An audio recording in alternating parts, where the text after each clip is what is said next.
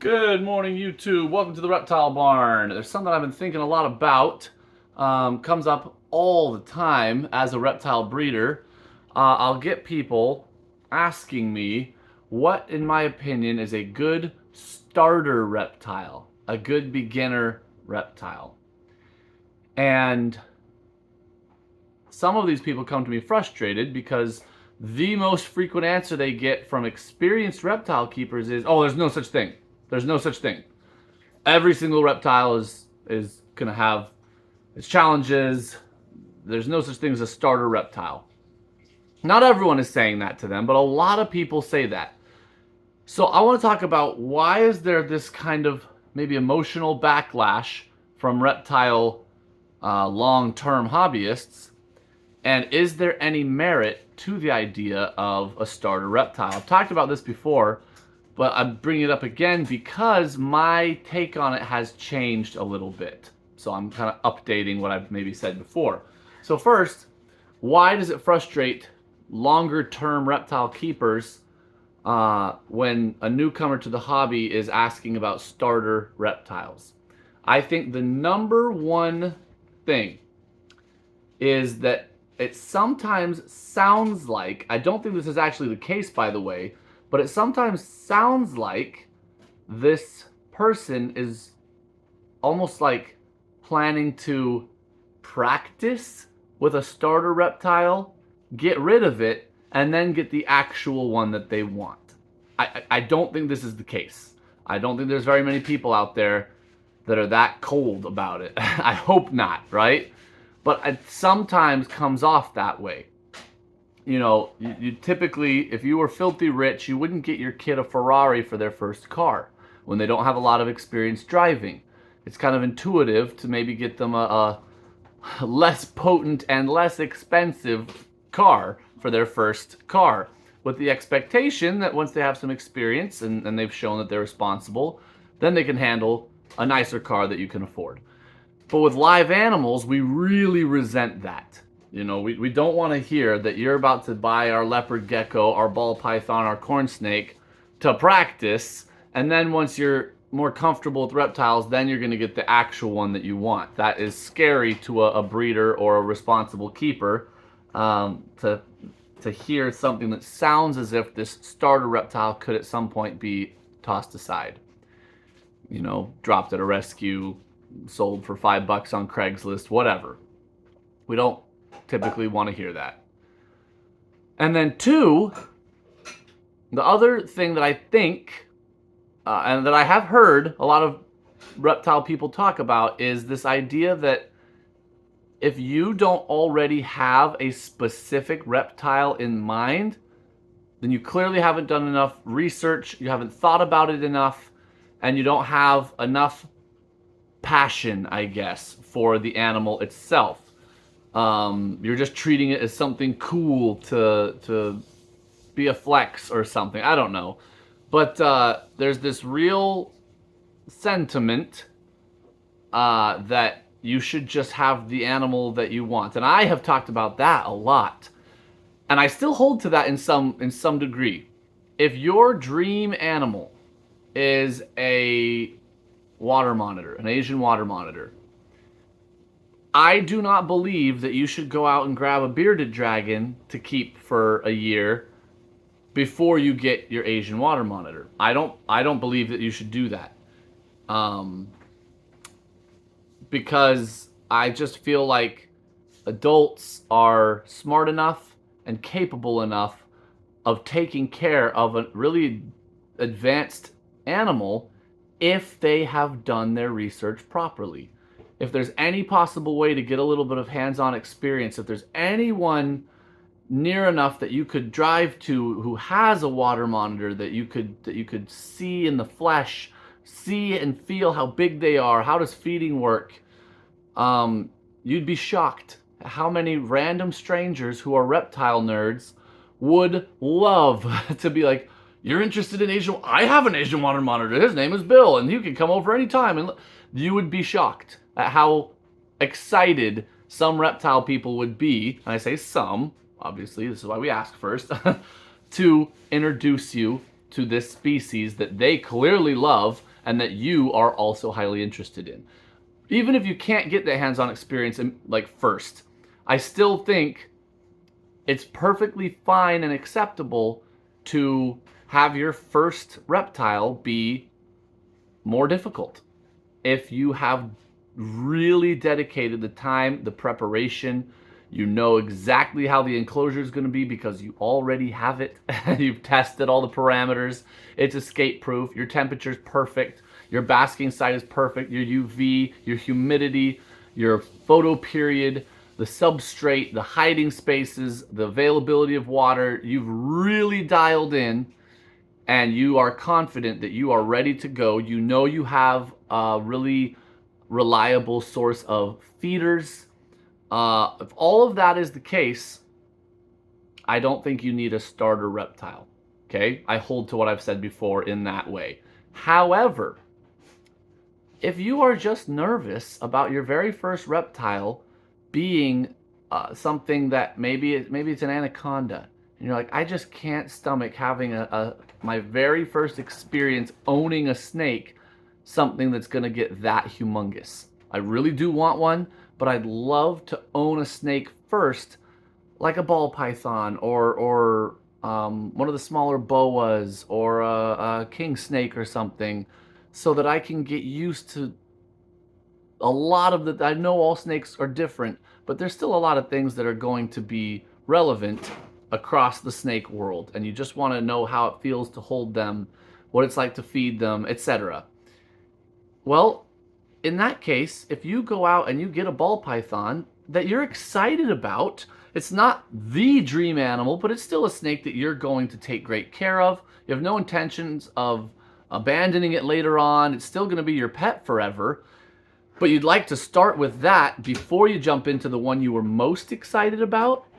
That's great. You know yourself. You know your limits. You know what's going to help you become more comfortable so that later on you can get the more advanced animal. I applaud that. And that is something I haven't brought up in the past that should have been. That in that way, if you're looking for a starter reptile in the experience department, and you really, it might even be one, and see, this is another key. I gave the example of an Asian water monitor and then said, don't go out and get a bearded dragon just to get experience necessarily. Well, you're going to run into a lot of people who keep bearded dragons who are going to be very upset that you consider a bearded dragon as entry level, but not a water monitor. They're going to be like, oh, no. Bearded dragons, actually, their care is super, super advanced. There's a lot of things that you have to consider. Just things like how hot their basking spot actually has to get. There's a lot of controversy around what substrate they need. These are not a starter animal at all. And they really resent that you are considering their animal they're most passionate about as a starter animal. They don't like that. And to a degree, it's a live animal. There's going to be things that are a learning curve. I still think, though, that the overall size, the dangerousness, if there's really unique dietary needs, there's reptiles that will only eat snails or ants. So there's still considerations that absolutely, to me, there's a spectrum of like entry level and then more advanced. I personally would put bearded dragons closer to the entry level on the spectrum of difficulty or whatever. Certainly when you consider how dangerous it is to people or other pets or whatever, right? But you're going to run into that, people who it pricks their ego a little bit, or that have a real legitimate, beef with calling something entry level that really isn't. Chameleons come to mind. I've had a surprising number of people that really want to jump into reptiles and they want their first one to be a chameleon. I'm like, most chameleons are pretty tough in captivity. They just are. So anyways, not to belabor that point too much, but that's something else that can come up that will cause some resistance when you're looking for a starter reptile. So all that being said,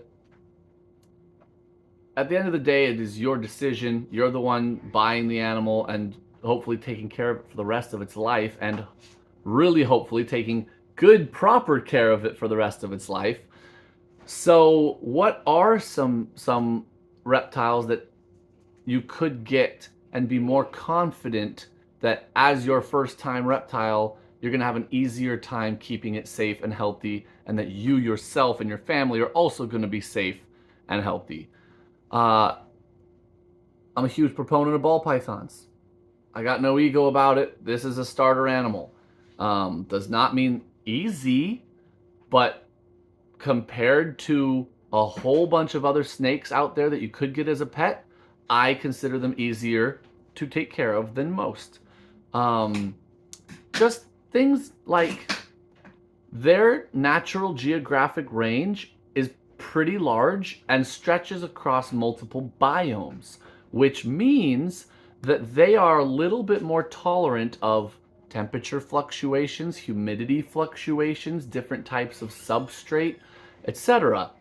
And so if you thought you had your enclosure perfectly dialed in and you bring your snake home and then you come back and you're like, oh my gosh, the basking spot was super low. It was only at 80 instead of 90, and my snake's been here for 2 days. Your ball python's fine. If this was a healthy captive bred animal from a breeder, it's completely fine. Fix your basking spot, you're good to go, right? If you realize your hygrometer was broken and it was way too humid or not humid enough for a couple of days, or honestly, even a couple of weeks, you're probably fine. Always watch for respiratory infections. I'm not trying to give excuses here for poor husbandry. You know, you should be observant enough of your reptile and its habitat that you built to realize before weeks and weeks have gone by that something is wrong. But ball pythons are tough. They can handle quite a bit, right? So for that reason, I do consider them a little easier to keep than some of, you know, we keep sailfin dragons. And at least the Philippine sailfin dragons that we have a lot of experience with, they have no tolerance of you know, real cold at all. They cannot handle cold.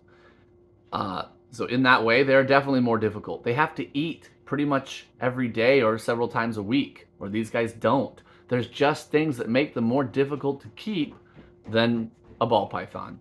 So for all of these reasons, I will nominate a ball python as a really excellent snake if you just want to get some experience before jumping into more difficult or more dangerous species. That's another huge plus of a ball python. Typically, they have a real docile personality. They're very sweet.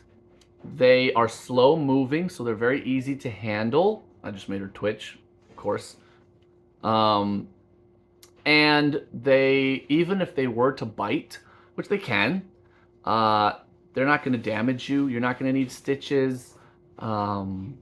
They don't have a real strong bite force. They don't really have big teeth.